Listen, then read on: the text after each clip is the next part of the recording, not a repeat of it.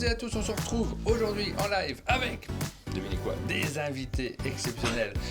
Puisqu'on se retrouve ce matin, vous l'avez vu, c'est le titre de cette matinale, la matinale des Architecture Art avec Guillaume. Bonjour Guillaume. Bonjour Martin. Guillaume Bonjour tout le monde. Ravi de t'accueillir. Merci. Pour la première fois au chalet, ça fait un moment que j'ai envie de te faire venir et ça fait un moment qu'on parle de tes jeux, de tes produits. Je ne serais pas surpris qu'en fait vous ne connaissiez pas Guillaume, que vous n'ayez jamais eu l'occasion de le voir. Vous allez apprendre à le découvrir dans cette émission. Tu n'es pas tout seul, puisque au bout de la table, nous avons Aline déjà qui est présente, pas une invitée exceptionnelle, elle n'aime pas que vous dites ça parce qu'elle n'est pas une invitée, et David d'Heredity que vous connaissez bien par contre. Tu es souvent venu au chalet, t'as compté 3 fois je crois. Bonjour tout le monde. 3 fois, mais pas encore la tasse. Bientôt la tasse, ça va pas tarder. Aline qui se frotte les yeux, c'est le matin Aline? C'est le matin. T'as du mal à te réveiller? Non, j'ai du mal avec les lumières, à vrai dire, j'avais baissé la tête jusqu'à présent. On réfléchit à faire l'émission dans la noir. nuit. Ouais, dans la nuit, pour toi uniquement. Il faut que j'en discute avec Rachel, je suis pas sûr. Je vais faire cette émission avec des lunettes de soleil. On se retrouve tous les 4 ensemble pour parler dans cette émission des jeux des Architecture Art. Et normalement, David, tu devrais être là demain. Qu'est-ce que tu fais là ce matin? Je me suis perdu. La matinale consacrée à Heredity, c'est demain. C'est demain qu'on va parler de Heredity, pas que de Heredity d'ailleurs. On va parler de Darukat, puisqu'il n'y a pas que du Heredity chez Darukat, c'est la grande nouvelle. Ouais, il y a Sharuma. Mais si vous voulez, je m'en vais, je reviens demain. Non, reste là parce que vous avez un lien en fait et tu viens aussi pour parler de ce que vous avez fait. C'est ça. Tous les deux ensemble. Ouais. On est connectés avec David. Oui. Il y a un truc. Vous voyez le menu, on va parler tout à la fin un petit peu d'Heredity, parce qu'effectivement vous avez travaillé ensemble sur ce gros succès du jeu de société narratif et d'aventure, parce que c'est un jeu d'aventure, Heredity également. Mais là, dans cette matinale-ci, on va vous parler plus particulièrement de Guillaume Tavernier. Alors, on a eu l'occasion de parler de toi assez souvent dans nos matinales, notamment quand on parle de l'actualité des jeux qui vont arriver, des jeux qui sortent, de ceux qui nous tapent dans l'œil aussi, parce que je me souviens notamment, peut-être vous vous rappelez, il y a quelques années maintenant, est-ce que c'était en matinale, Aline, je ne sais plus, mais on avait parlé d'un financement participatif que tu avais fait sur, comment ça s'appelait, le donjon? Une journée ordinaire dans un donjon. Oh là là, oui, c'est approximatif ce que je dis ça.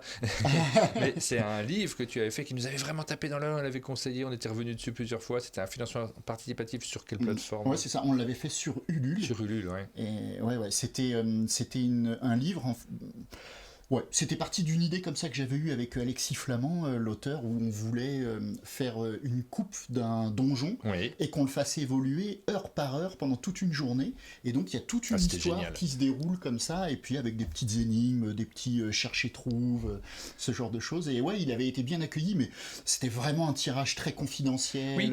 On a fait, c'est un peu, c'est à l'image de d'Architecture Art. Souvent on sort les projets du jour pour le lendemain, on communique pas tellement, voilà, mais ça, on essaye de changer tout ça et de...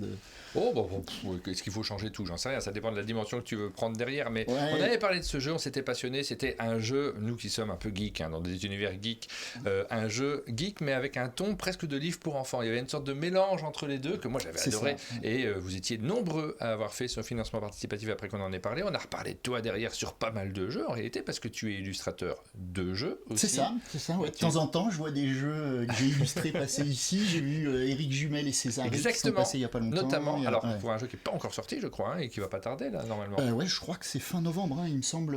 À un moment, c'était pour Essen qui devait sortir, donc je crois qu'il y a déjà des boîtes qui ont été vendues à Essen de Royal Society of Archaeology. Ouais, c'est ça. Donc, le jeu qui paraît chez Atalia, il y a déjà des boîtes qui se sont vendues à Essen, donc des boîtes qui se sont vendues sans distribution en boutique, mais là, ça va arriver dans vos boutiques, normalement, et c'est un jeu expert, vraiment, à l'allemande. Qui nous a fait plaisir. Nous, on a beaucoup aimé ce jeu, on était ravis de retrouver tes illustrations. Pas mal de boulot dessus. Parce que là, il y avait pas mal de boulot. On a fait le boulot à 4 mains avec le directeur artistique, Benjamin Trelou. Et super, il fallait être 2 là-dessus parce que justement, il y a beaucoup d'icônes, beaucoup de... Il y a pas mal d'illustrations, mais surtout, il a fallu réfléchir à la façon dont on allait présenter tout le plateau, dont on allait l'agencer. Ouais. Bon, voilà. Et avec Benjamin, je pense qu'on a fait un truc chouette. Et puis comme le jeu d'Eric, il est bien. Oui, il est bien. Il est vraiment très bien ce jeu. Je creuse un peu les doigts pour ce jeu parce que c'est un style de jeu qui n'a pas forcément la cote ces dernières années. Les éditeurs n'osent plus particulièrement faire ce genre de jeu. Mais quand on y joue, on se rend compte que autour de nous, les joueurs s'éclatent sur ce genre de jeu. Ouais. Les joueurs de jeu à l'allemande aiment bien parce que t'es pris tout le temps en fait par rapport aux petits systèmes de scoring qui sont à l'intérieur. T'es sans arrêt concentré. T'essayes de faire le meilleur score possible. Je sais que moi j'ai conseillé pas mal de monde. Ah si, allez-y, essayez de jouer quand même à ce jeu-là, allez acheter un petit coup d'œil, et qu'en général, les retours sont vraiment bons. Ouais, parce que alors, moi qui suis pas du tout un joueur de jeux expert, ça me dépasse complètement et bah il est facile à prendre en main. Je l'avais joué à Cannes avec Eric, tout ça, et ouais, je trouve que le jeu est. Je crois que Baron Singh, c'est Eric du coup, parce que je vois Baron Singh qui dit ça sort le 21 novembre et l'auteur était très exigeant. Donc je retiens pas les pseudos, pardon. Je sais. Ah oui, je sais pas. Est-ce que Baron Singh c'est Eric? Oui, c'est je retire tout ce que je dis, le jeu est nul. J'ai pas dit de méchanceté, heureusement. Vous êtes surveillés. Pardon, j'ai pas retenu ton pseudo. Là, pourtant, je te vois souvent sur le chat. Ouais, on a beaucoup aimé ce jeu. On a hâte de le voir sortir 21 novembre. Nous, on a déjà diffusé un peu tôt, du coup, la vidéo sur la chaîne, il y a quelques mois même maintenant qu'on l'a mis en ligne. Et vous pouvez déjà la découvrir, puisqu'on a enregistré ça avec Eric et avec Césaré. Jetez un petit coup d'œil, notez-le dans vos tablettes. Ça arrive bientôt. C'est toi qui as fait l'illustration, et ça, c'est ton travail d'illustrateur. Alors, il y en a quelques autres. C'est ça. Ouais, alors chez Atalia, j'avais fait East India Company. Oui, c'était le jeu expert d'avant. Ouais, c'est ça. Je travaille pas mal avec Open Sesame Game. J'ai travaillé sur Soul Riders. Ah oui. Le gros jeu, cette espèce de boîte de 22 kilos.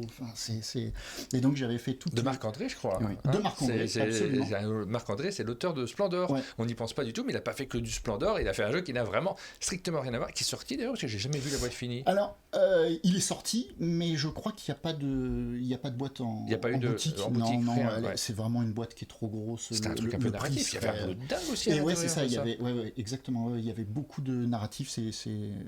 C'est un jeu à histoire, et puis c'est des cartes. On avec des numéros. Dans tu vas d'une zone à l'autre, etc. Exactement, avec toute une petite mécanique très fluide et tout. Et ouais, on vient souvent me chercher pour faire ce type de dessin, effectivement. Des donjons. Des coupes de maison. Des coupes de maison, voilà, c'est ça. On te vient te chercher pour faire des jeux qui durent des plombs, en réalité, parce que je me rends compte là que même, tu vois, East India Company, Soul Rider, forcément, et puis Archéologie Society Royal Off.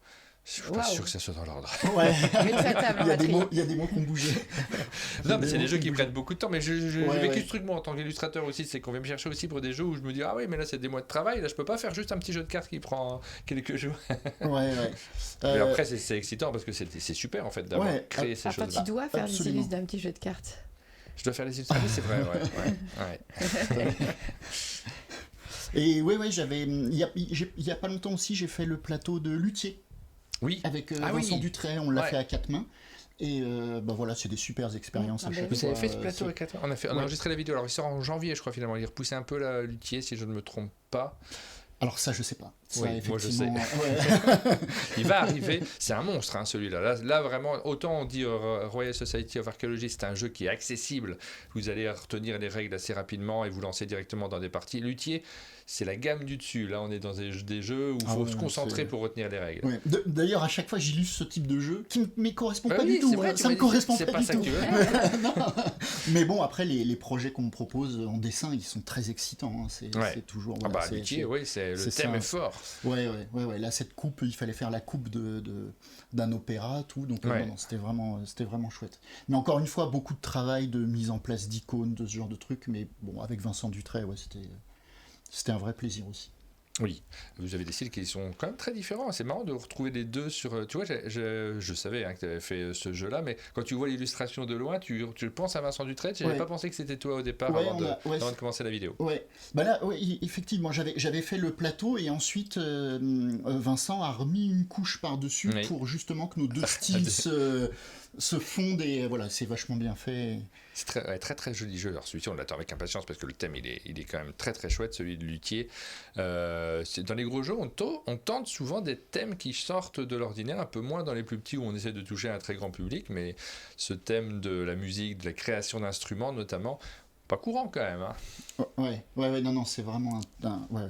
Alors, on a replacé les choses, vous connaissez un petit peu mieux Guillaume Tavernier, on vous a montré aucune image là pour l'instant, mais des images on en a plein à vous montrer parce que tu nous as ramené les boîtes de ta maison d'édition. On va parler plus particulièrement de Day Architecture Art. Vous ne connaissez pas forcément cette maison d'édition, elle est distribuée par Néoludis. Oui. Et là, on ne te retrouve pas forcément dans les rayons jeux, grosses boîtes de jeux, on va te retrouver dans un rayon un peu différent des ludicaires. du côté parfois des jeux de rôle, on se retrouve pas loin. Ouais. Bah oui, parce qu'il y a du jeu de rôle à l'intérieur. Absolument. Ouais. Comment tu l'as défini cette maison d'édition? C'est un peu une création d'univers. d'Architecture Art, ça fait un petit moment maintenant qu'elle existe, cette maison d'édition. Elle a été créée en 2018 et initialement, elle a été créée pour elle a été créée pour sortir des livres dont vous êtes des livres de jeux de rôle. Oui. Et en fait, c'est hyper dur de parler avec le chat. Faut surtout pas le regarder. Oui, non, c'est ça. C'est surtout moi qui t'ai perturbé. En fait, c'était parce que je voulais indiquer à Martin qu'on avait le lien je vais vers montrer le les choses. site. Je vais te montrer, t'inquiète pas. Je vais y aller, mais je suis en train de préparer plusieurs choses en même temps. Même moi, je ne comprenais pas. Et donc, on a sorti d'abord des choses de jeux de rôle, beaucoup de... sans système de règles, et c'était que des livres d'aventure et de cadres d'aventure pour jeux de rôle. Et on a décrit un monde qu'on a mis en place avec des auteurs, Géraud, Alexis, Pierre Saliba, enfin voilà, plein d'auteurs. Moi, j'écris pas, je dessine et puis je dirige un peu la maison d'édition. Mais voilà, il y a des auteurs qui travaillent avec moi et on a mis en place cet univers d'Austérion et on a sorti plein de livres. Et s'il peut y avoir une petite particularité pour la maison d'édition, c'est qu'à chaque fois, on essaye de sortir dans des formats qui sont différents. Donc, on a sorti des livres, classiques d'univers. On a sorti un premier livre-jeu qui s'appelait Brume. On a sorti des tout petits formats. On a sorti des jeux qui sont que en cartes.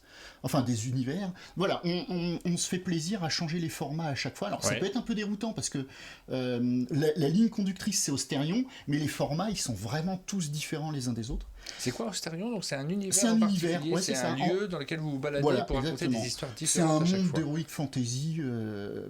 C'est le continent dans lequel on fait évoluer toutes nos aventures. C'est un monde très classique, peuplé de gobelins, d'orques. Ouais, on est vraiment... On est vraiment très classique.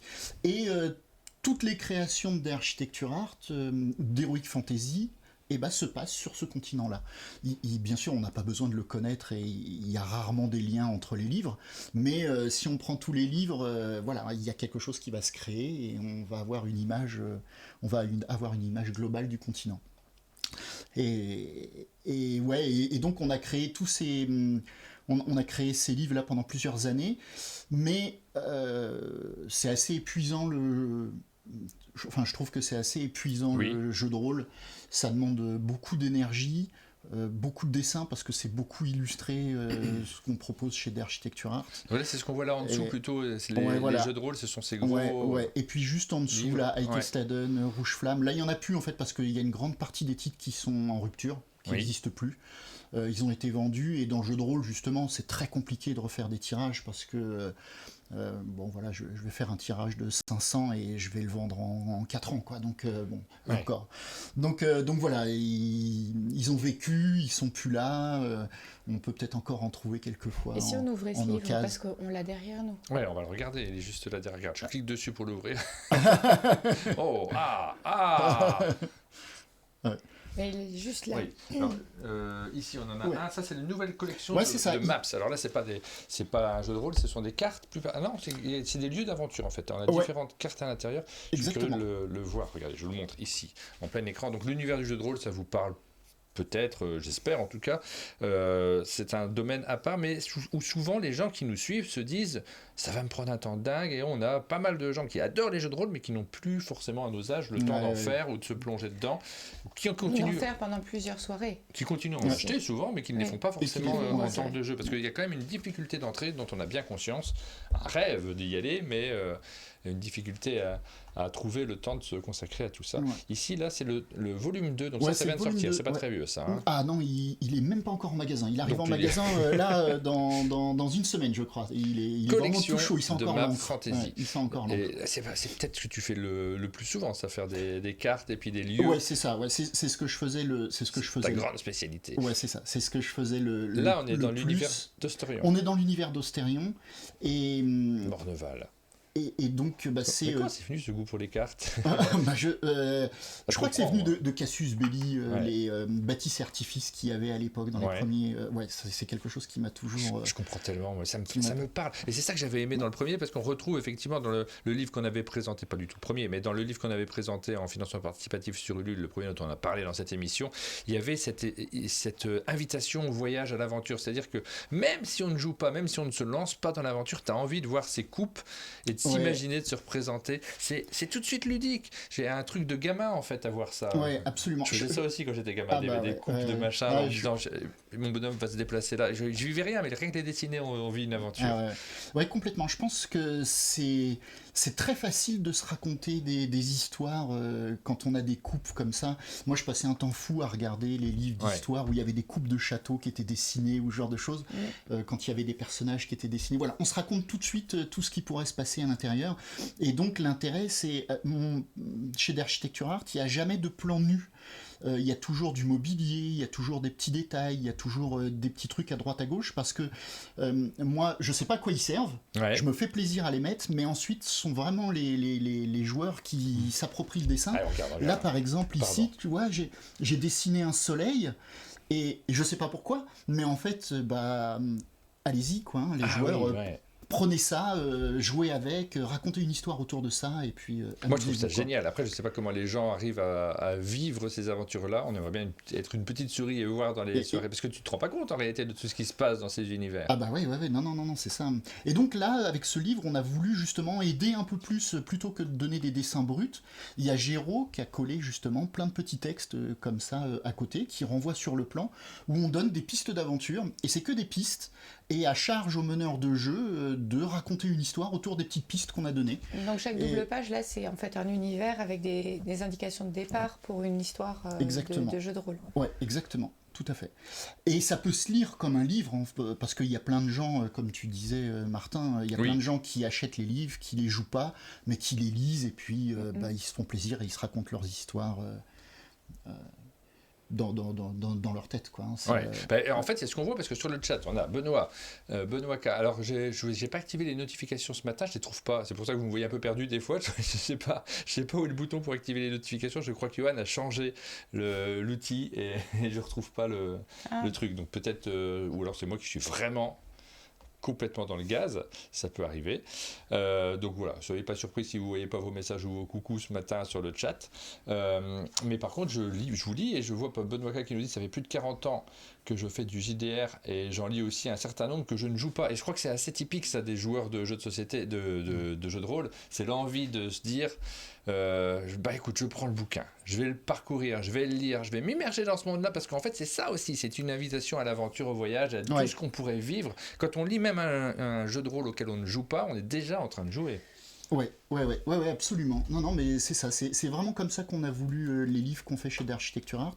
C'est vraiment des histoires. Moi, je lis plein de coupes. Puis là, tu lis aussi pour choisir celui que tu vas faire. Je veux dire, tu peux en lire plein pour te dire, alors cette soirée, où est-ce qu'on va ? Ouais, c'est ça, Est-ce qu'on va dans le Puy des Soupirs, j'ai vu tout à l'heure. Ouais, c'est ça. Où est-ce qu'on va ? Tu fais du JDR, David ? J'en ai comme exactement ce que vous dites. J'en ai fait beaucoup gamin jusqu'à 20 ans. J'ai fait beaucoup de jeux de rôle grandeur nature après. Et aujourd'hui, je suis un grand qui achète des bouquins, qui les lit et qui joue pas. Ouais. Voilà. Ouais, c'est ça. On manque de temps. C'est. Mais c'est rigolo parce que tu vois, quand je vois ces pages-là, moi, avec tous ces éléments-là, moi, ça me fait aussi penser, parce qu'on a des références multiples et variées, aux jeux de plateau, c'est comme ça que ça s'appelle ?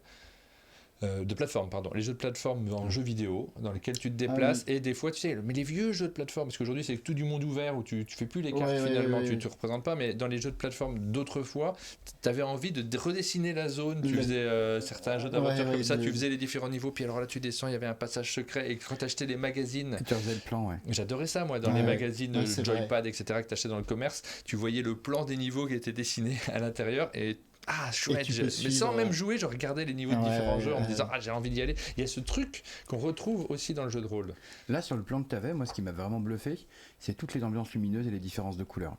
Et en fait, quand tu vas forcer un peu les couleurs sur une ambiance aquatique, sur un ciel, sur une lumière, quand Guillaume parlait de mobilier et d'objets, en fait c'est ça qui va alors, te faire dériver en termes d'imagination, mais moi en termes de jeu, c'est ça qui m'intéresse parce que c'est ça qui va mettre en avant tel ou tel élément.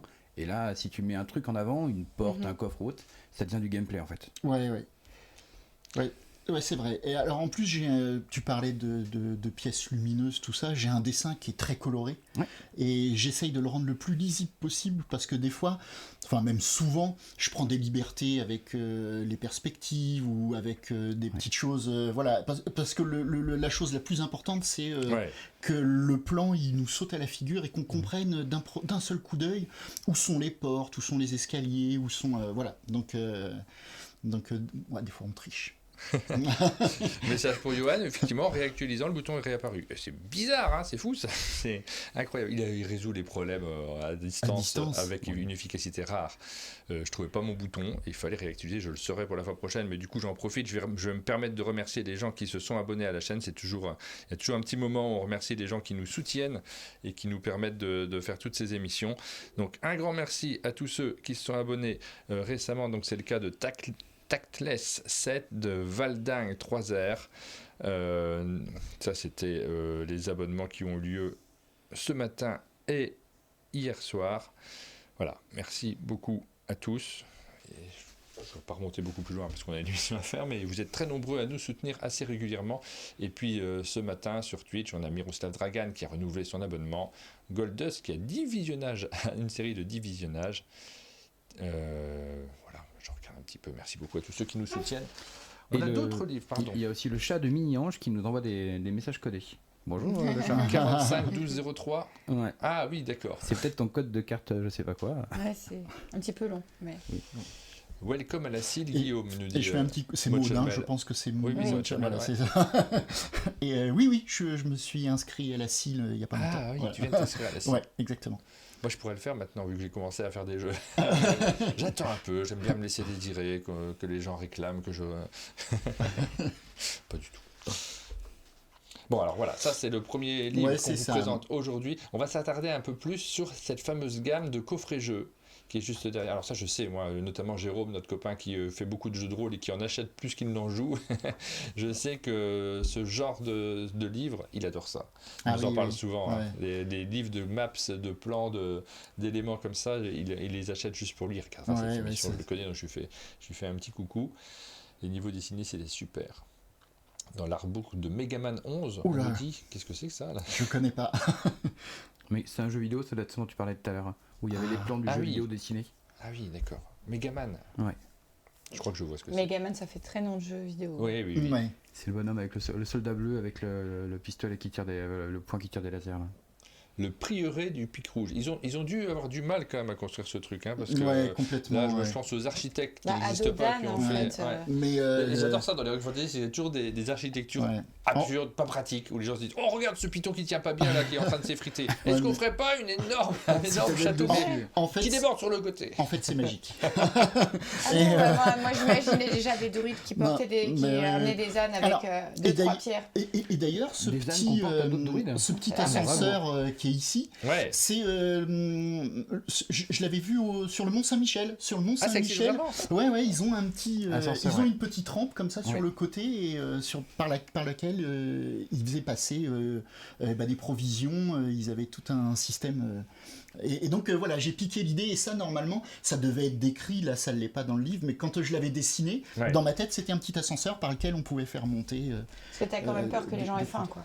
Bah ouais, c'est ça. Faut quand même les nourrir. Oui, c'est ça. Puis comme j'ai fait arriver les bateaux en bas, je me suis dit, les pauvres, s'ils sont obligés de tout remonter, faut que je trouve une solution. C'est laquelle la fenêtre des toilettes? Alors dans ma tête, je l'ai bien. Tout est logique. C'est là qu'on non, voilà, j'essaye de mettre des petits trucs comme ça. Des fois, je m'inspire. Oui, là on voit du Gotener, le sirop des mots, c'est rigolo.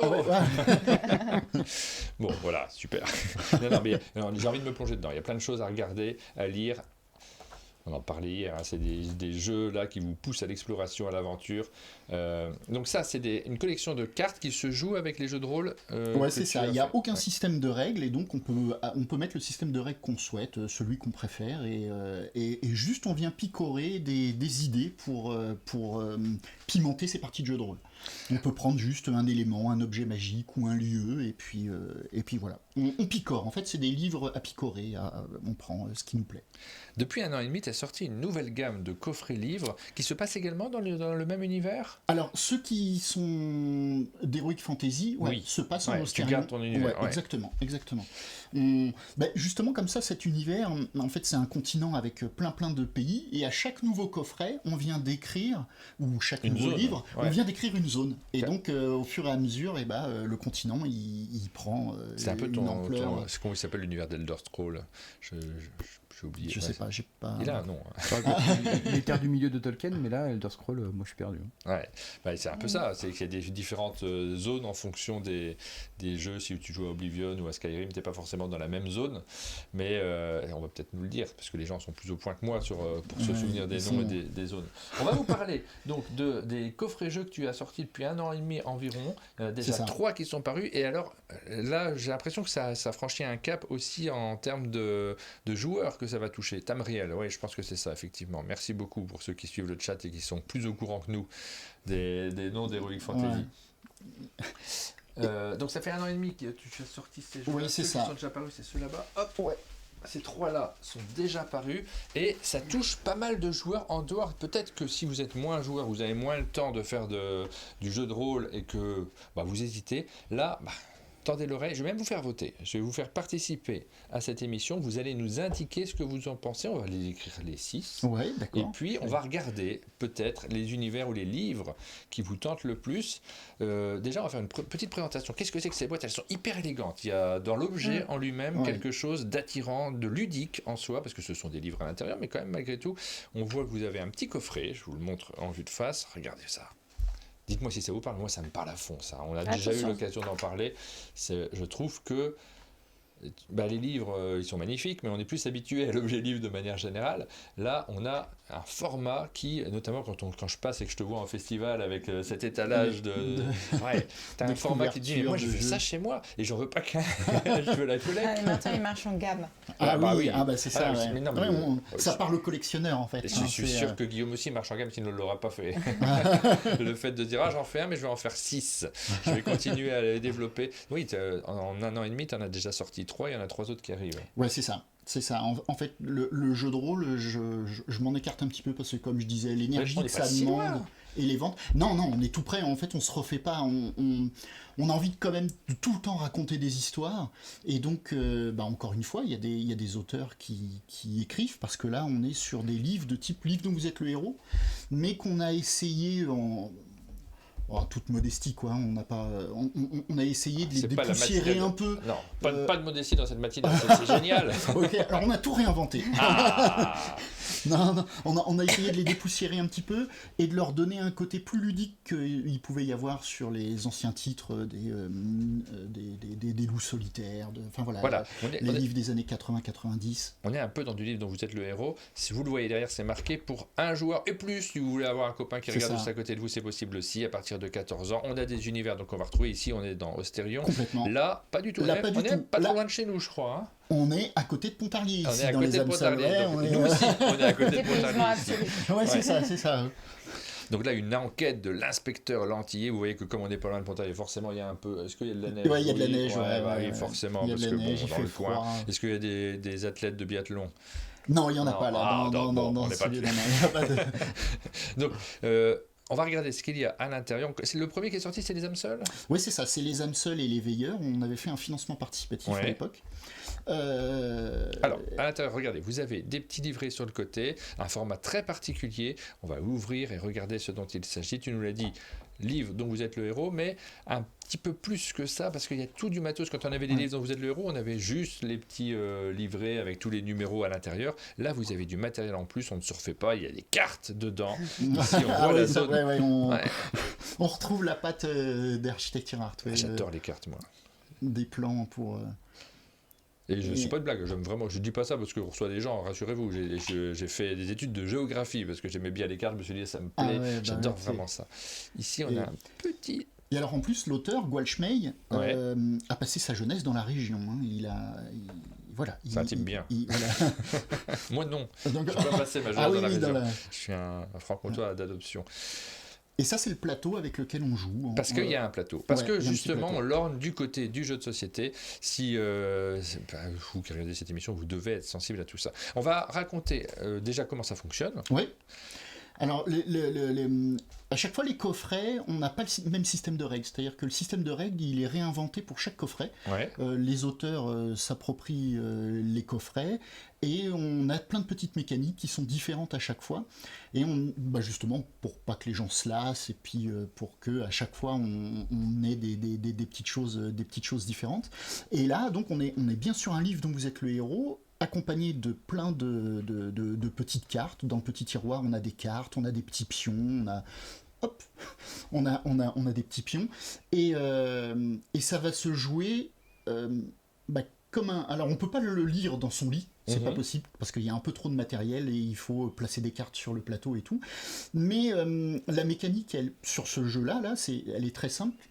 On a 5 actions par jour, qui sont ici. On a 5 actions par jour. On joue une action... Enfin, on joue 5... Oh, attendez, je recommence. Ouais. Je rembobine. Vas-y, Oh la vache. pas de stress. Ouais, c'est ça, hein, c'est le chat, c'est la pression. Bah, les gens, en plus, les gens sont méchants, tu Ah sais. ouais, c'est ça, ils renvoient des messages, tout ça. Et donc, Tu vas recevoir plein de petits cœurs, attention. on a 5 actions par jour et on doit mener une enquête en 4 jours. Et à la fin de l'enquête, une fois qu'on aura joué toutes ces actions, on doit décider de qui est le coupable. Et donc on va mener l'enquête, on est pressé par le temps, il va falloir faire plein de choix, il va falloir visiter des lieux, interroger des personnages, et donc il y a 2 livres, il y a le livre classique d'aventure, qui est un livre à choix multiples, avec des renvois là, on est sur en des temps paragraphes. inconnu, avec des numéros Exactement. pour y aller. Ouais. Et donc tout au long de l'aventure, on va rencontrer des personnages où on va découvrir des lieux, et on va les placer ici sur le plateau. Bon, je fais quelque chose de très rapide, hein, je rentre pas dans les détails. Moi je suis fasciné par cette carte parce que regarde Aline, on connaît les lieux, il y a le pont du diable, il y a les Granges Maillots, en fait c'est juste à côté de chez moi là vraiment. Par contre Rancourt ça n'existe pas. Hein. Non, Rancourt ça n'existe pas. Mais tu sais qu'on est peut-être à peu près à ce niveau-là nous sur la carte. Ah ouais, peut-être. C'est à très très peu de kilomètres. Hein. C'est quoi? À 6 km? Oh, oui, même pas. Ouais. Donc en fait Rancourt c'est ici. Et je sais pas quel personnage. Je crois qu'on est hors carte, mais oui, on est juste à côté. Regarde, le pont du diable, c'est là en dessous. Et ici, tu as les Crémoniaux. Ici, c'est le Crémonio, en fait, c'est Arsoussicon. C'est juste au-dessus. Nous, on est en dessous des Crémoniaux et quand je me dis, on est dans ce coin-là. Ouais, c'est vrai. Voilà, c'est très important. Effectivement. C'est juste Il y a des lieux qui existent et des lieux qui n'existent pas. Ouais. Pardon, je t'ai coupé dans l'explication, c'est super ce que je viens de faire. Et Goualchmay, il a piqué justement plein de petits lieux qu'il connaissait de son enfance et il les a mis sur la carte. Et puis ça sonne toujours mieux quand c'est des noms qui sont bien implantés dans les lieux. Ouais. Et là, on est sur une enquête qui se joue en 1905, je crois. J'étais là. Mais c'est ma vie. C'est fou ça. C'est Martin le coupable. C'est ça. J'ai peur d'être la victime. Et effectivement, donc pendant notre enquête, on va mettre des lieux, on va mettre des personnages devant soi. Et une fois qu'on connaît les lieux et les personnages, on a le droit de jouer une action. Donc on bouge notre petit cube d'une case et on a le droit d'aller interroger le personnage ou d'aller visiter un lieu. Et il y a une temporalité parce que le lieu, qu'on aille le visiter la première fois ou la deuxième fois, ou qu'on aille sur certains autres lieux, qu'on aille le lundi ou le mercredi, il s'y passera pas la même chose. Donc, alors on s'aperçoit très vite que 5 actions par jour, c'est pas suffisant pour faire l'enquête.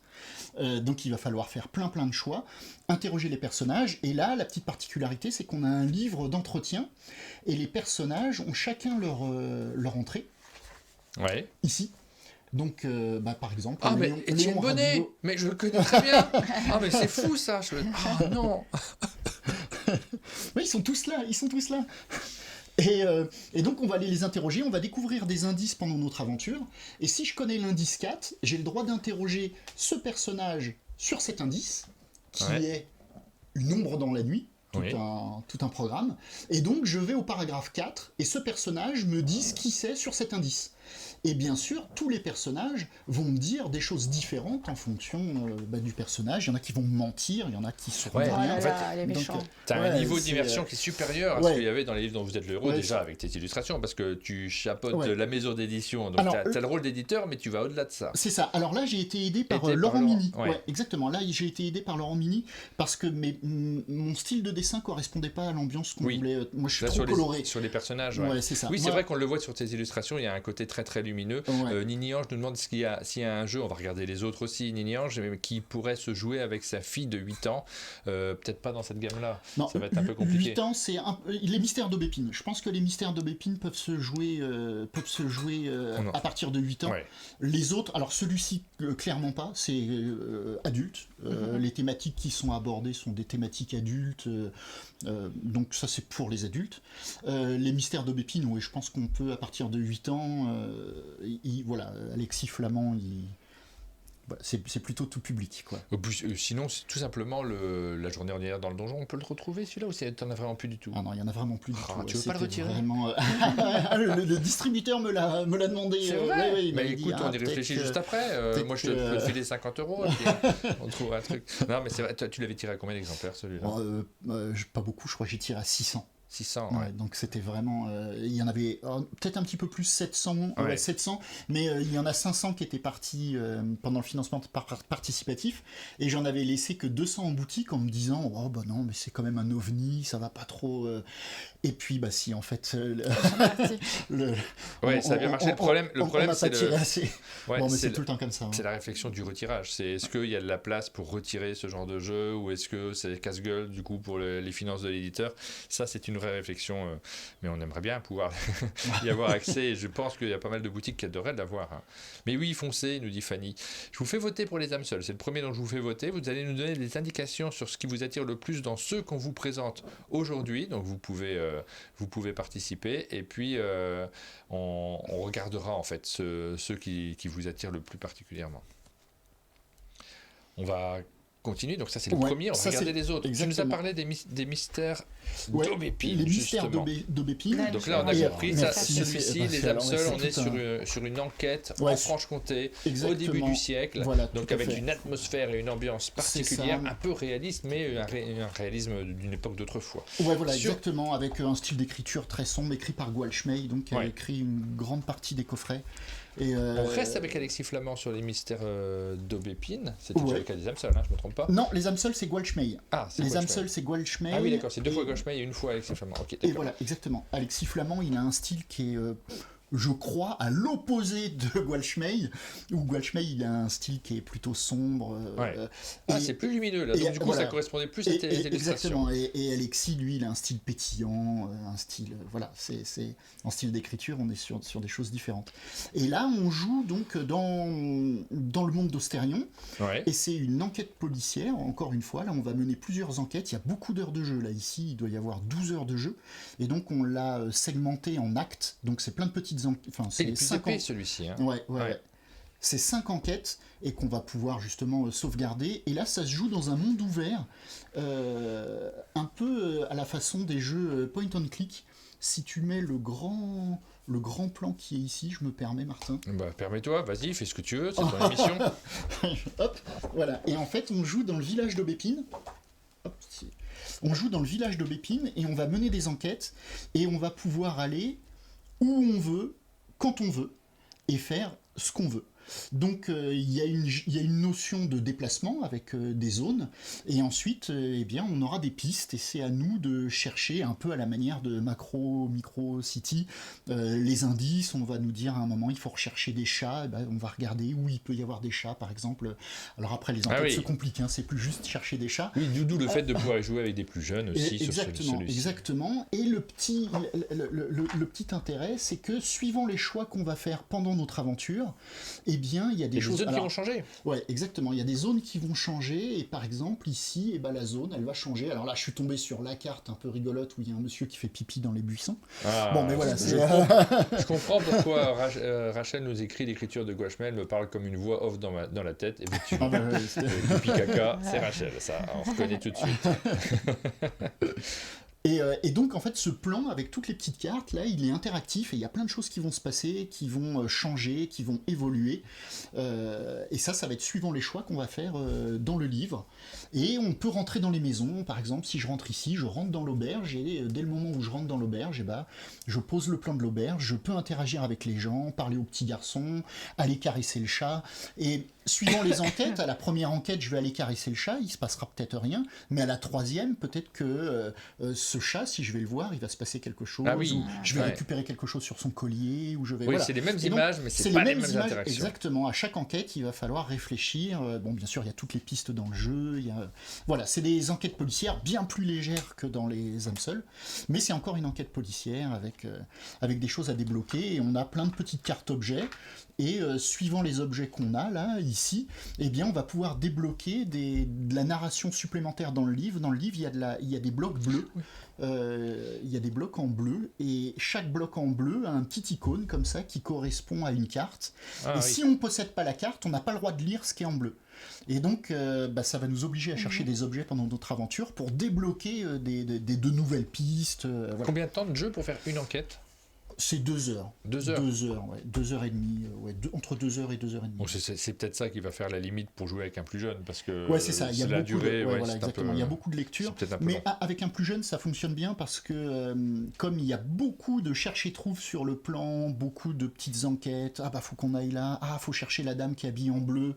Voilà. Et donc il y a ce petit côté un peu ludique où on cherche sur le plan les petits indices, tout ça. Donc voilà, ça fonctionne bien avec les plus jeunes. Et puis c'est pareil, les thèmes sont... Alors il y a un peu de bagarre, tout ça, mais rien de... On tue peut-être un ou deux gobelins, mais qui a jamais tué de gobelins? Vraiment... Ici, il y en a beaucoup.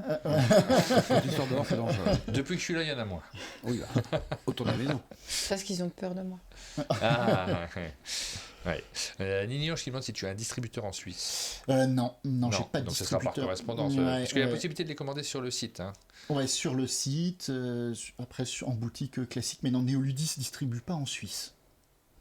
Mais peut-être qu'il y aura Néolus Suisse qui distribuera plus tard là-bas. Ou alors ils peuvent franchir la frontière pour une boutique française vite fait et revenir avec un livre caché sous le manteau. Ouais, les gens font ça des fois. Donc on les retrouve là sur le site, alors ils ne sont pas tous accessibles. Hein. Je vois que là, l'éveilleur, on ne peut pas le retrouver, mais il va ressortir, il va reparaître celui-ci. Soit il est en rupture, sur mon site. Non, sur mon site.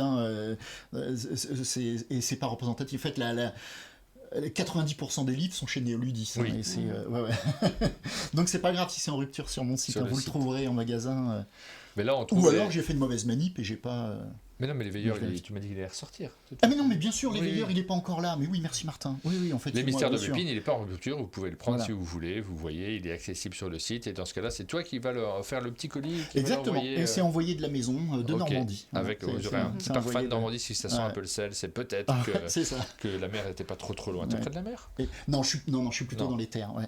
Ça peut sentir le fromage, mais bon, ça c'est la Normandie, quoi. Rouge et noir avec la pluie, tout ça. On continue. Alors, on a fait voter pour les 2 premiers. On continue avec le 3e qui est déjà paru. Donc, ces 3-là, vous y avez déjà accès si vous vous adressez à votre boutique normalement. Si c'est une bonne boutique, ils en ont quelques-uns en rayon.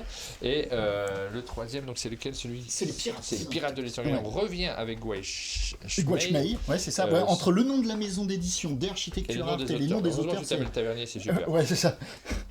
Les Pirates de l'île sanguinaire. Alors, le pitch, rapidement. C'est un énorme clin d'œil au livre dont vous êtes le héros des années 80-90. Ouais. On le voit dans l'illustration de couverture, le titre, c'est tout un programme. C'est quoi cette collection ça, c'est pas Loup solitaire, ça. Non, c'est plutôt Défi fantastique. Défi fantastique. Ouais, c'est plutôt un clin d'œil à Défi fantastique. Et donc, l'auteur, il a été bercé avec tous ses livres pendant toute sa jeunesse. Et là, on est sur quelque chose d'assez classique dans l'histoire. Mais dans les règles et la fiche de personnage, tout ça, il y a plein de petites choses qui sont bien plus modernes que ce qu'il y avait avant. Déjà, il y a un plan, on joue encore dans un monde pseudo-ouvert, parce qu'on a une carte, mais on a des chemins qui sont tracés, mais on peut faire différents chemins. Et puis, on a ajouté des petits punchs pour pouvoir jouer avec des pions, gérer son argent. Voilà. Mais là, on est sur quelque chose voilà. Si vous avez aimé les livres dont vous êtes le héros des années 80-90, celui-ci est dans la même lignée. Et les autres sont voilà, plus moderne, quoi. Là, vous serez peut-être moins dépaysé avec celui-ci. Et encore, hein, parce que l'histoire est... Ouais. Enfin, 88. Tout est bien. Hein. 88, je lis un chapitre Bien sûr, pour par voir. exemple, 88, c'est un étrange gouffre qui déchire d'une plaie béante le sol dans un vallon tapissé de renoncules. Rien que cette phrase, en fait, tu sens, parce que tu te représentes les choses et tu sens aussi qu'il y a ce style particulier qui pousse à la description, mais avec des mots qu'on aime bien chercher pour créer quelque chose qui n'est pas actuel.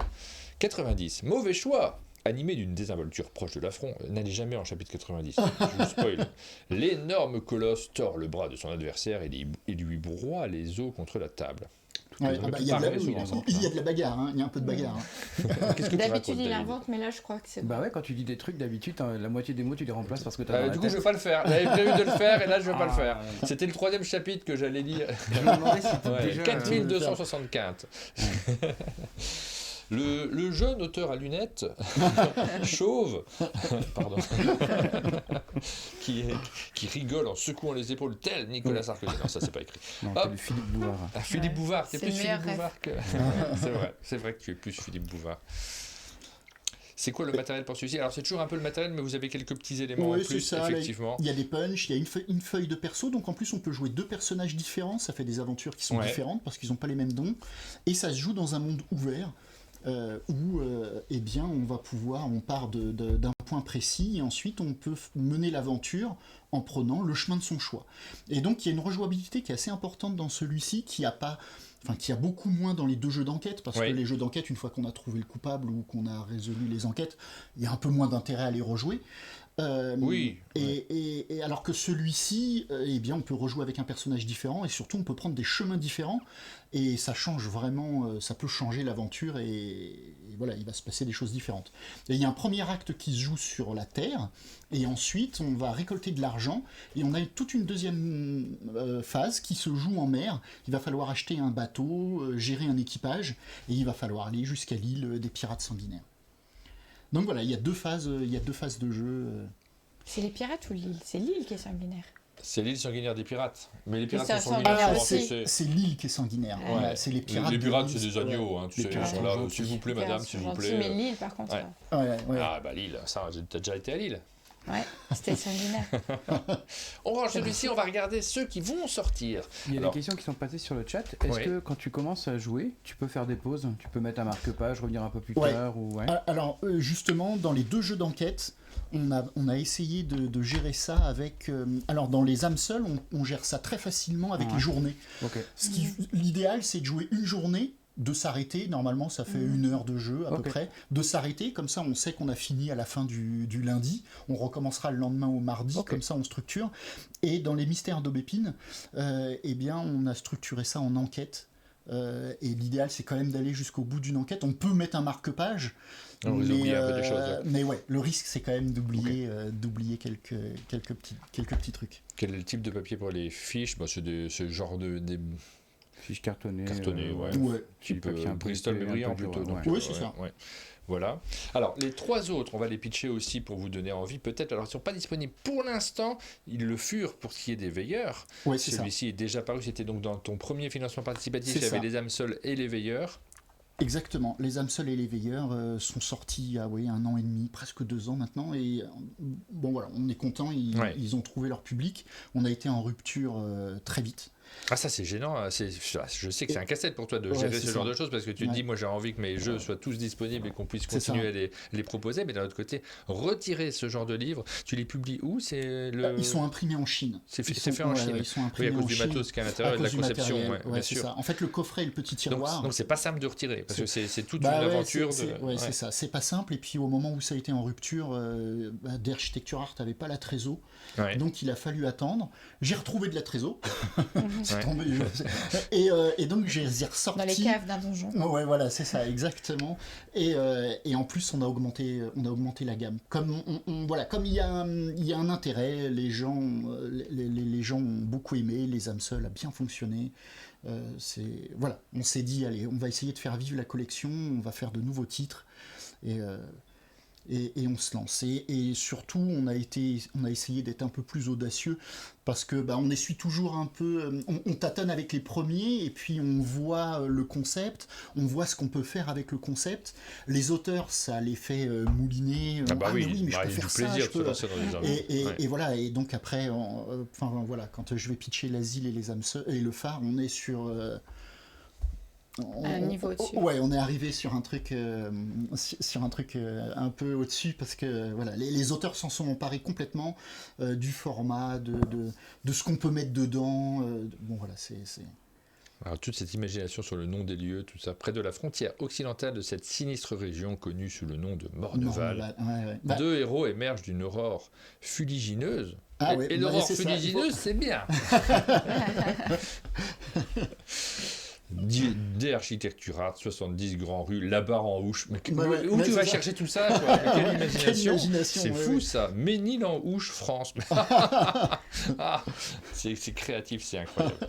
Alors, quel est l'univers des Veilleurs? Les Veilleurs, on est toujours sur Ostérion. Morneval, c'était l'indice. On l'a vu dans l'autre. Oui, on l'a vu dans l'autre. Exactement. On a le même lieu. Et donc, on est sur de l'héroïque fantasy. Là, c'est le seul des livres qui se joue avec un dé. Ah oui. Il est dedans le dé? Non, il n'est pas fourni. Le dé, il faut que les gens ouvrent une boîte de leur jeu et qu'ils récupèrent un dé. C'est rare de trouver un dé dans un livre. C'est ça. Il y avait ça, je me souviens, à une époque où j'achetais quand j'étais gamin, tu achetais des petites aventures où tu devais découper ton dé à l'intérieur. Le coller. Ça roulait bien. Bah non, c'était nul, mais je me rappelle de ça. Ils proposaient de fabriquer soi-même les dés. Et donc là on est dans une histoire pareille, très, très classique, très sombre. On peut jouer deux personnages, et les deux personnages qu'on va pouvoir jouer dans le jeu ont... il y a quelqu'un qui habite à la Baronouche, c'est pas possible. Bah c'est toi, non? C'est Kofra 27. Ah ouais. Quand tu retourneras là-bas, tu poseras la question, qui est Kofra 27? Tu crieras dans les rues, Kofra 27. Qui es-tu? Ça se trouve, c'est ton voisin ou ta voisine. Mais peut-être. Alors, il y a un auteur qui habite à la Baronouche avec qui a fait Taala et Longueville. Il y a combien d'habitants à la Baronouche? 900. Il y a 900 habitants à la Baronouche. Comment on les appelle? Les Baronouchois? Les Barrois. Les Barrois? Ouais. Les Raymond Baronouche? Ouais, les Barrois. Et ok. Et oui, donc il y a un auteur qui habite à la Baronouche, voilà, on s'est rencontrés, tout ça. Et les Veilleurs, on peut jouer deux personnages complètement différents et qui ont des intérêts différents dans l'aventure. C'est-à-dire qu'il y a un portail magique qui s'ouvre, pour faire un petit résumé, et il y a un des personnages qui va vouloir le fermer, et l'autre qui va vouloir le garder ouvert. Donc qu'on joue l'un ou l'autre des personnages, il ne se passera pas du tout la même chose, parce qu'on n'a pas du tout les mêmes intérêts dans l'aventure. Voilà pour les Veilleurs. On continue. Alors, celui-ci était déjà paru, il va reparaître. C'est ça. Dans une édition sensiblement différente de celle qui était disponible sur le financement participatif, ou c'est pareil? En termes d'édition. Ah bah oui, alors en termes d'édition, on a corrigé dans Les âmes seules, la première édition, il y avait une petite coquille à un moment sur un paragraphe, alors qu'on n'empêchait pas de résoudre, de faire l'aventure. Donc bien sûr, deuxième édition, on corrige toutes les coquilles, voilà, ce genre de choses. Mais sinon, non, on n'a rien réinventé. Moi, pour l'instant, je suis sur Les âmes seules, dans le pitch qui me plaît le plus, surtout parce que ça se passe chez moi, dans mon jardin, donc forcément, je suis curieux. J'ai envie de jouer. C'est Jérôme qui a le nôtre, c'est ça, Aline? Il faut que je le récupère quand même. Un jour. On a Le Phare et l'Asile. Donc les deux derniers, ceux-là ne sont jamais parus encore. Non. Donc c'est les prochains qui vont arriver. C'est qui vont arriver quand? Alors l'Asile, il arrive fin novembre. C'est fou. Ouais, il est au port, là, voilà, il arrive. Et Le Phare, il arrive en janvier. Ah, et ça, prenez-en deux. Parce qu'un seul phare... tu peux avoir un PV pour ça. Mais c'est fou, mais je vois quand tu vas dire une connerie. Je dis toujours une connerie. Ça se voit tellement fort. C'est incroyable ça. Genre, je suis pas trop sûre, celle-là elle est pas top, mais je vais la dire quand même. J'ai vu ce sourire. Comment ça, elle est pas top? Elle était super. Bon, oui, si tu veux. Bon. Et donc là, c'est l'auteur. Pardon? Excuse-moi, je regarde le phare. C'est un vrai. C'est pas le pharaon. Ah oui, c'est pour ça. C'était pour voir si tu voyais quand je dis une connerie. J'avais bien entendu, mais j'avais pas compris. Pardon. De quoi s'agit-il, le phare? Alors le phare, c'est un jeu de survie c'est un jeu de survie. On va jouer le rôle d'un. Donc c'est Gwalchmey Oui. qui écrit. On est un peu dans le même style que les âmes seules. C'est pas une enquête policière, mais on va jouer le rôle d'un poilu qui revient de la guerre 14-18 Ah oui. et qui revient de la guerre avec ses traumas et qui va avoir un emploi réservé. Il y avait des emplois qui étaient réservés à la fin de la guerre 14-18 pour les anciens combattants et il y avait beaucoup d'emplois de gardien de phare et il va se retrouver gardien de phare sur une petite île isolée en Bretagne et très rapidement l'île va se faire complètement couper du monde à cause d'une tempête Oui. et il va vivre sur cette île dans le phare. Et très rapidement, on va se rendre compte que la nuit, il est attaqué par des créatures. Ah, on a une Et coupe il du va phare. falloir survivre. Et donc, le jeu va se découper en journées aussi. Et dans la journée, il va falloir consolider le phare, trouver du bois, de la nourriture, des ressources sur l'île pour consolider ses portes, les barricader, pour tendre des pièges, pour éviter que la nuit, les créatures nous tuent. Et la nuit, il va falloir survivre. Et c'est pour ça que ça s'appelle Survivre à la nuit. Le jeu s'arrête quand on a survécu à 5 nuits, ce qui est très dur. Et donc, la journée, il va falloir explorer l'île. Il y a plein de lieux sur l'île. On est dans de Et- l'aventure ou dans de la déduction? C'est-à-dire, est-ce qu'il y a des choses où tu te dis, bah oui, non, j'y arriverai pas, faut que je. Non, Est-ce on que est- ta stratégie rentre en compte ou pas du tout? On est dans Si, une on est aventure. entre les deux. Entre on les est deux. entre les deux. Il y a de l'aventure la nuit, alors d'autant plus qu'on saura jamais, enfin si on le sait, mais je vais pas le dire. Oui. Est-ce Pourquoi? que en fait il combat ces démons qu'il Oui. a ramenés des tranchées? Ok. Ou est-ce que Ah. ces créatures existent vraiment? Est-ce que moi je sais, hein, mais je le dirai pas. Et et donc il va Même falloir. sous la torture. Ah. On se disait que ça pouvait quand même avoir un lien avec les traumatismes de la guerre. C'est Ah. ça. Et justement, on est sur le fil pendant toute l'histoire. On ne sait pas. Il joue avec ses démons, d'autant plus que Gwalchmey là a fait un truc. Je me permets, je me penche sur la table. En fait, toute la création du personnage va se jouer avec les lettres qu'il envoie à sa famille. C'est-à-dire que le jeu commence par la première lettre, Ouais. et suivant les choix qu'on va faire à la fin de cette première lettre, on va aller au document numéro 2 ou au document numéro 3, et ce sont que des correspondances de guerre qu'il a eues avec sa famille, et aussi des correspondances avec Officielles. Voilà, exactement. Parce qu'il a été blessé ou pas. Et ça, c'est les choix. Et donc, le personnage qu'on va créer, suivant les choix qu'on va faire au début, donc c'est très immersif. Enfin, voilà, la guerre, on est dans les tranchées. Hein. Pendant Ouais, toute oui, la il y a une première ambiance. partie, on est voilà, pendant la guerre. Et tous ces choix qu'on va faire va déterminer le profil du personnage qu'on va créer. Est-ce qu'on en a fait un vétéran? Est-ce qu'on en a fait un anarchiste? Est-ce qu'on en a fait... voilà, on aura tous ces choix-là qui ont des incidences sur le reste de l'aventure, bien sûr. Pris de Donc, panique, vous regardez par la fenêtre. Ils arrivent au bout de la nuit. Qui ça? Qui ça? Les démons de minuit. Et le style, non mais le style est impressionnant quand même. Hein, moi je suis dedans. Directement quelques lignes et ouais, donc bon voilà, c'est très sombre, c'est un vrai jeu de survie, il est assez difficile. Voilà, les premières nuits, ça sera assez normal que vous mouriez. Ah bon? Et puis, ouais. Bon, parce que- peut-être pas avec un enfant de 8 ans, celui-ci. Non, celui-ci, pareil. Comme les âmes seules, ouais, c'est plutôt des thématiques adultes.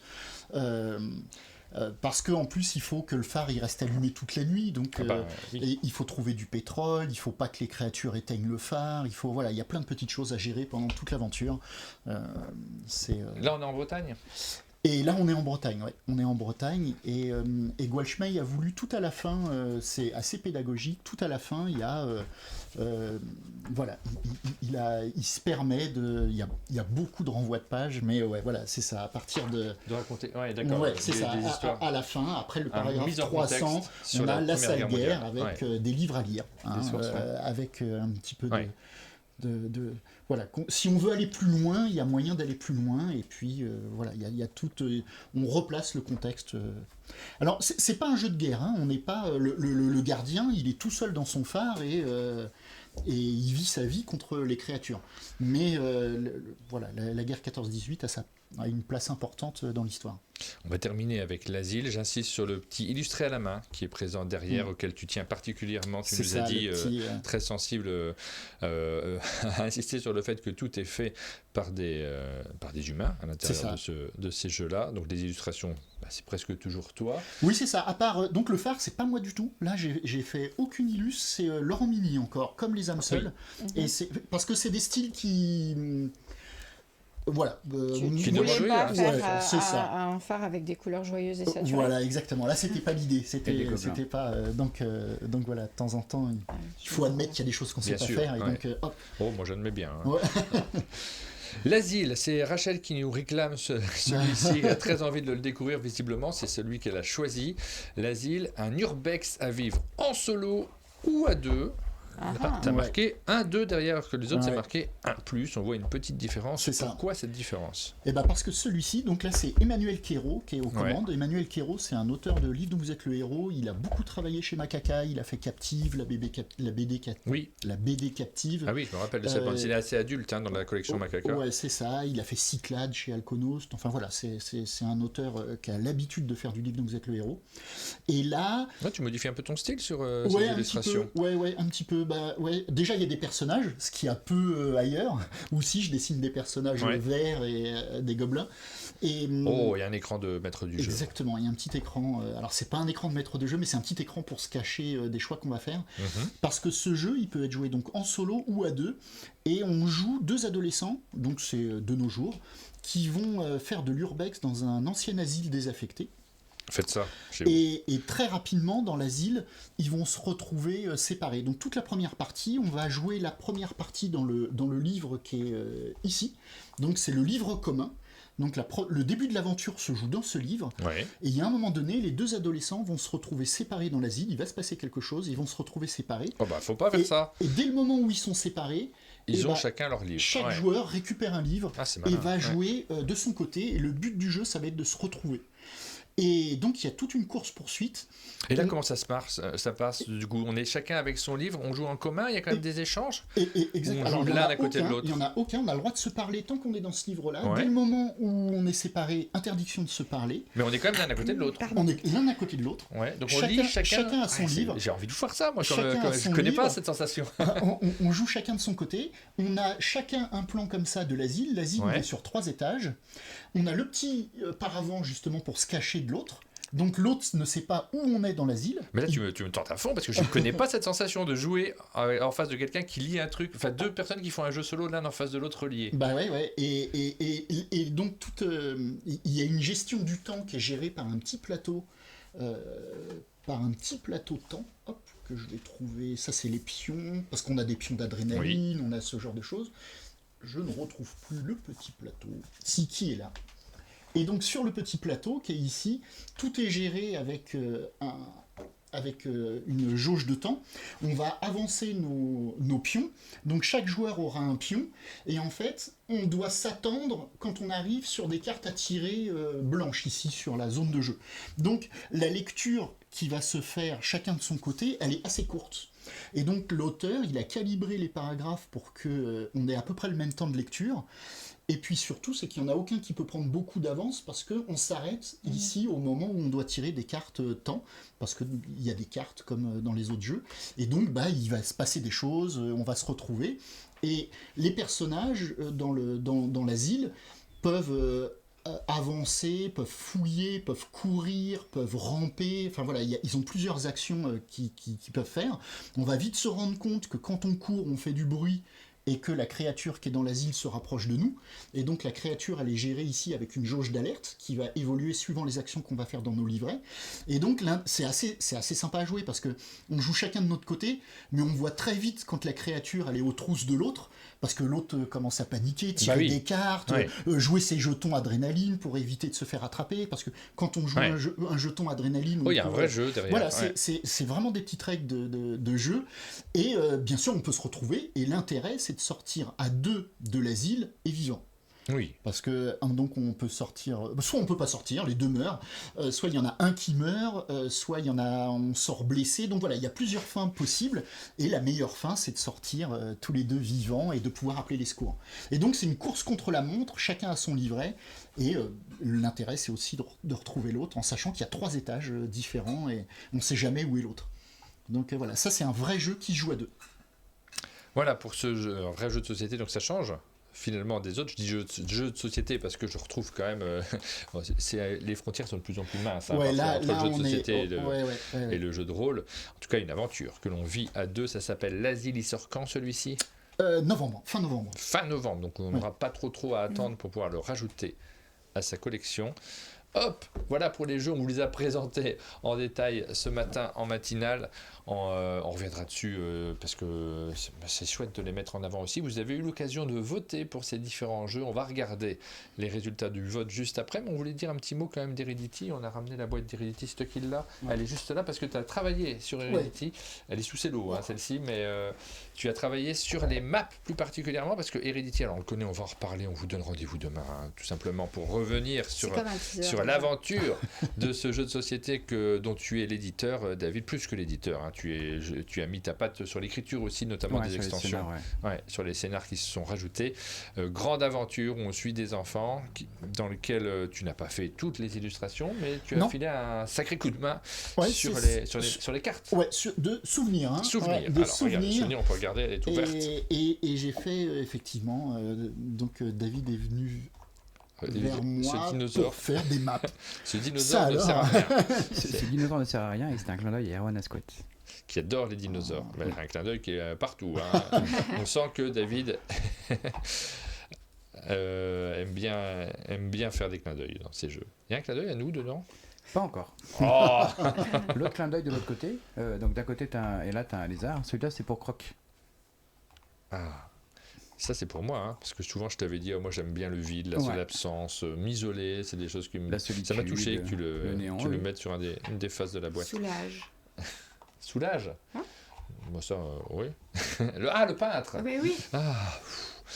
Alors, on regarde un petit peu à l'intérieur, vous avez différents types d'illustrations. Il y a notamment un aperçu des cartes qu'on va composer en posant les éléments les uns à côté des autres. C'est là-dessus que tu as travaillé plus particulièrement. C'est ça, exactement. C'est toutes ces cartes vues de dessus, toute la ville.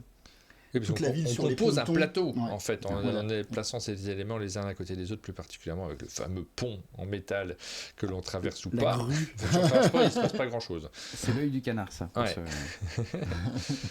Donc les personnages, c'est pas toi, mais tu as travaillé plus particulièrement là-dessus. Oui, c'est tout un travail aussi. Et puis c'est une mise en ambiance, parce que ces cartes, elles comptent beaucoup dans l'émotion de jeu. Vous avez d'autres projets ensemble? Bah oui. Oui. Non, je savais pas. J'ai eu un doute. C'est secret. C'est pas secret. Mais non, David. Je fais attention quand même. J'y vais à pas de loup. Et oui, David m'a demandé de retravailler sur la suite d'Heredity. La prochaine grosse boîte, là, une prochaine campagne western fantastique horrifique. Qu'on a juste teasé, que la dernière fois que tu es venu, ça devait être au sommet des jeux, on a montré quelques illustrations, je crois, très rapidement. On en reparlera un petit peu plus en détail demain, parce que vous l'attendez avec beaucoup d'impatience. C'est pas du tout le même univers, Heredity. On connaît cet univers qui nous évoque plein de choses, parce que maintenant, ces univers riches se raccrochent les uns aux autres, et on a des références, nous, en série, au cinéma, sur le western fantastique, on change. Je suis très hypé, moi. Tu sais que je l'attends avec beaucoup d'impatience. Et tu nous en montres un peu plus demain? Alors, je peux vous montrer des choses. Après, ça va un petit peu spoiler, et puis ça va dépendre de où on veut aller. Ouais, écoute, ça dépend de toi, surtout de ce que tu peux faire, parce que moi, je ne sais pas. Mais on en reparle demain, effectivement, sur cette nouvelle boîte qui paraîtra quand? Normalement, d'ici un an. D'ici un an, on a encore un petit peu de temps de se lamenter en disant mais je veux une suite à Heredity. On a le temps de le répéter. On découvrira tout ça demain, mais c'était le petit clin d'œil parce que vous êtes venus ensemble, parce que vous venez un peu de la même région, mais pour ici, c'est la même région, c'est le Grand Ouest, mais on est quand même un peu éloigné, mais toi, t'es en Normandie, moi je suis à côté de Bordeaux. Ah oui, c'est vrai, que c'est pas tout mais à fait. c'est le Grand Ouest, Mais... Il y a un peu de distance entre les deux. Monsieur qui aime bien la géographie. Donc, Normandie, où en Normandie exactement? Je suis à côté de Bernay. Dans l'Eure. Est-ce que ce serait pas Ménil-en-Ouche? Oui, c'est ça. Oui, c'est vrai. Mais Ménil-en-Ouche, bizarrement, tu vois, je le localise assez mal. On connaît au moins 2 personnes qui y habitent. Il faut un bundle avec le total de la gamme. Ça, c'est pour les livres-jeux, nous dit Flo. Ça représenterait une certaine somme quand même. Ouais, ça fait. Là, on a pour 200 euros, quoi, à peu près. Je dis ça de tête. Ouais, ils sont à 30 euros. Le coffret est à 30 euros. 3 x 6, 18, t'arrondis à 200, c'est bon. Ouais, c'est ça. Il faut comme ça les vendeurs. Je vous fais un bundle, j'arrondis à 200. Avec une ristourne. Ouais. On vous a fait découvrir les jeux. On regarde les votes. Ouais. On a envie de savoir ce que les gens en ont pensé plus particulièrement. Et j'aimerais bien savoir ce qui arrive en tête, parce qu'en fait, on est sur des univers C'est différents. très Ça va, différent. ça va pas parler forcément de quel est le meilleur, mais ça va parler de celui qui réunit le plus de monde, peut-être, ou alors aussi, et ça arrive, de la présentation qui en a été faite parfois. Ouais, c'est ça, il y en a qui Des fois, qui on a donnent insisté. plus envie. Surtout, on s'est attardé un On peu est en train de davantage. réfléchir. On a de Enfin, moi, je suis en l'influence. train de réfléchir. Bah, moi, il y a des trucs qui me parlent tout de suite. Quand je bosse sur Heredity, je vais aller chercher des trucs qui font référence à du cinéma d'horreur, des trucs qui font un peu... voilà. Et donc, dès que tu as ces thématiques-là, ça me parle. Moi, je crois que les 3 plus sombres sont les Ouais, 3 ouais. que... Oui, moi aussi, oui. Alors, ça veut pas plus. dire, parce qu'en fait, les autres univers, il faut s'immerger dedans. Après, quand tu connais l'univers et que tu as envie de rester Non, mais dedans... de premier abord. Ouais. Oui, moi aussi, je suis très tenté par les âmes seules, évidemment, parce que c'est le coin, c'est la région. Ouais, Celui-ci, on connaît un peu, ça fait un moment qu'on l'a, celui-là.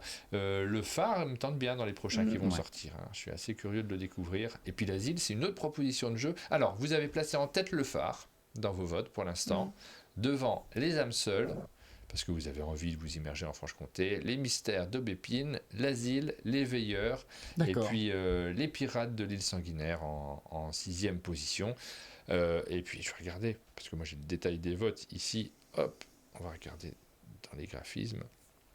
Avec des notes exceptionnelles, c'est ça que je voulais regarder. 74%. On a déjà dit, on n'a jamais de jeu au-dessus de 70%. Ça n'arrive pas, on en a eu un, c'est Tech Time. Et donc ça n'arrive pas. Alors, là, évidemment, on s'adresse à un public conquis, j'imagine en tout cas, mais les votes vont évoluer au fil, avec la rediffusion notamment de la vidéo. Pour l'instant, on n'en a pas encore énormément des votes, ça va arriver un petit peu plus tard, mais vous avez l'air conquis, en tout cas, sur ces jeux-là. Merci beaucoup d'avoir participé à cette émission. C'est le moment du café, je crois. Non, c'est le moment de la minute culturelle. La minute culturelle, Et pardon. c'est aussi le moment du petit coucou à Rémi Saunier qu'on voit dans le chat et qu'on embrasse bien fort. Salut Rémi. Juste à côté du pont du diable. Ouais. De grosses bises à toi, Rémi et à Nathalie. J'ai failli oublier la minute culturelle. Quel affront, surtout avec des invités comme vous. Quelle est ta minute culturelle Alors, j'y ai réfléchi. Ouais, On est obligé d'y réfléchir. C'est le principe. Parce que, et donc j'ai lu un livre il y a très peu de temps qui m'a vraiment marqué, qui m'avait été conseillé par Gwalchmey, l'auteur du phare, tout ça. Et un auteur vers lequel je suis plus allé depuis mon adolescence, en fait, c'est Jack London. Et j'avais lu L'Appel de la forêt, Cro-Blanc quand j'étais plus jeune. Et j'avais considéré Jack London comme un auteur pour enfants. Pour ados, Et j'ai lu Martin Eden. Et waouh, quelle claque. Et j'ai adoré en fait tout ce rapport à la création, plus que la critique sociale. Lui, il vient plutôt des bas-fonds et puis il essaye de s'élever, tout ça. Et moi, c'est tout ce rapport. J'ai acheté exactement cette collection. Et voilà. Et en fait, c'est tout le rapport qu'il a à la création, de vouloir écrire absolument et de réussir et d'essayer. Bon voilà, moi ça m'a complètement emmené. J'ai adoré Martin Eden. Voilà, je le conseille. Je l'ai pas lu moi celui-là et ce que tu m'en dis me tente bien. Moi j'aime bien ces livres qui se concentrent aussi sur les démarches des créateurs. Et puis en plus après. J'ai lu les autres. C'est Cro-Blanc, L'Appel de la forêt. Ouais.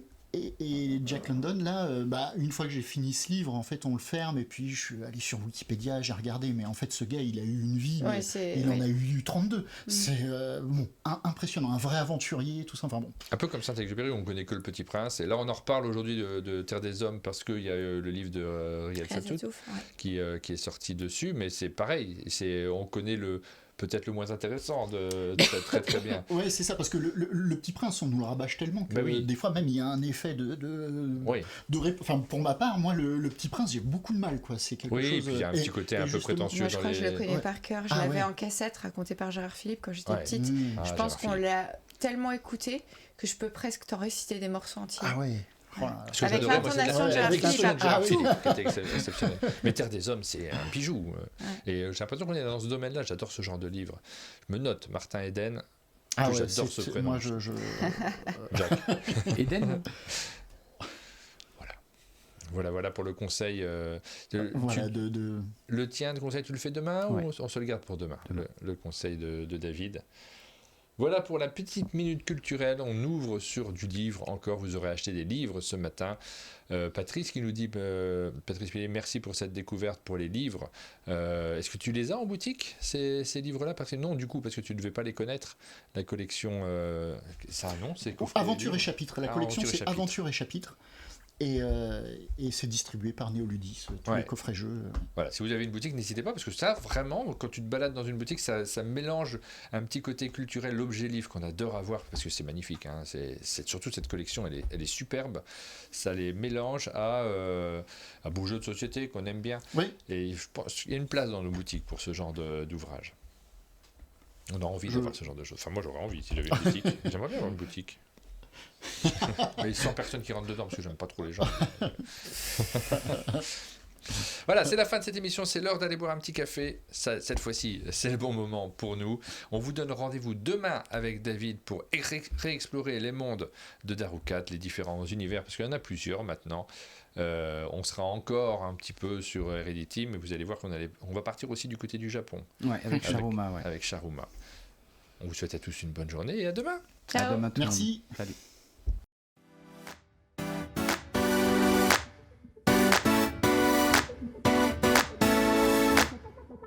Thank you.